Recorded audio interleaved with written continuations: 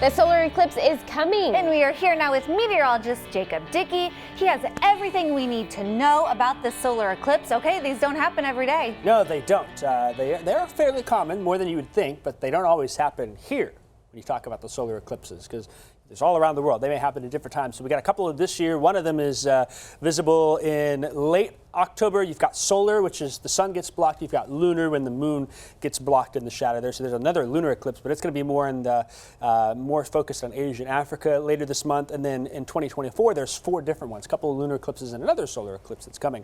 So let's talk real quick about the eclipse we're dealing with here coming up on Saturday. What happens is the moon settles in front of the sun, and it just so happens that occurs over the mainland United States. The path of the annular eclipse, where it will be completely covered, except for a ring of fire around it here. So the full coverage will happen right from Oregon down through Nevada, the desert southwest 4 corners into South Texas there.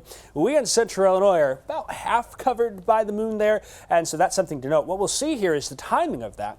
10:35, we'll see that eclipse begin, and the maximum, the totality for us, where we see the max coverage, will happen just before lunchtime. We'll be about 47% covered here at Champaign-Urbana, so somewhere close to half covered there. And then by 1:30, it has come and gone and has exited the region. So that's a little bit about the timing of that. I know a lot of folks are saying, oh, this is kind of fun and exciting.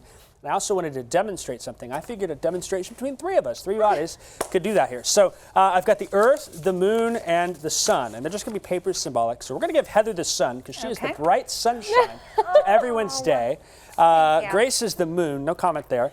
And then I'll be Earth. What happens here is my view from Earth, as I am looking towards the sun, gets blocked by the moon. So as the moon covers over the sun there, I will see that moon override the sun here in central Illinois, and we'll see it cover about half of it, but in some areas it's going to be fully covered there, except for a ring of fire. This is not a total eclipse, but what happens is folks that are in that maximum covered region, the moon is a little further away, so it's not fully covering the sun. There'll be a little ring of fire, so it depends on where you are.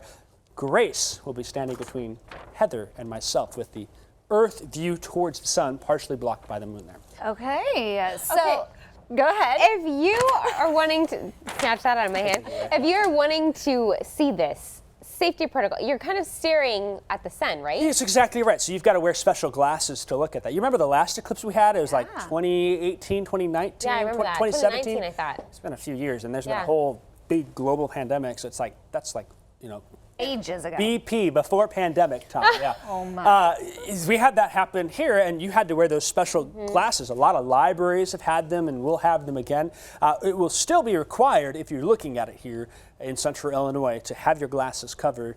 And it's a special type of glass. You can't just put on sunglasses that you wear and look at it. These are special filters to look at that thing. Yeah, we had Parkland's Planetarium here earlier. Yeah, that's true. Who brought the glasses? That's right. Like, you couldn't even see anything. So I'm like, what's the point? Well, you won't see anything in person, but when you look at it, that will filter out the light, and so you'll actually be able to see it very well.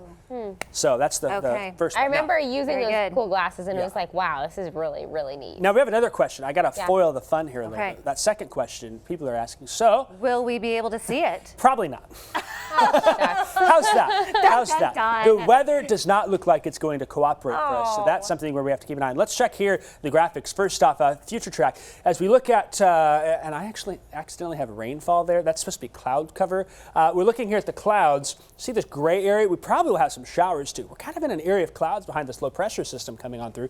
So as the eclipse starts to override the United States Saturday morning, and then midday Saturday here as that eclipse starts to come on in, we're still in cloud cover here. And as we hit that maximum point of the eclipse about 11:30 to noon, still have cloud cover. Cloud cover and showers probably going to foil the fun for many of us. However, I do think that you will see things get a little darker perhaps. You'll be like, what is that? Is it a little darker out right now? But maybe we could get some breaks in the clouds, fingers crossed. We'll just see how much, but I'm a little concerned about cloud cover may spoil the fun for us. But don't worry, There's another one coming April 8th, 2024, and totality will actually pass through parts of central Illinois. So I think it's down like Effingham, Terre Haute areas. Yeah. We'll be building up the fund towards that because I think that's going to be a much better one for us. And we'll keep our fingers crossed that one will be clear sky for us. Good weather. Yeah. All right. Well, thanks for giving us the little update and everything we need to know. Yeah, we'll keep our fingers crossed for the weekend, There but you go. it's just Absolutely. not looking All good right. for the weather. Jacob Dickey, bringing the fun, That's bringing right. the demos. Kevin's going to have more on the weather forecast for the weekend coming up here at 4. Okay.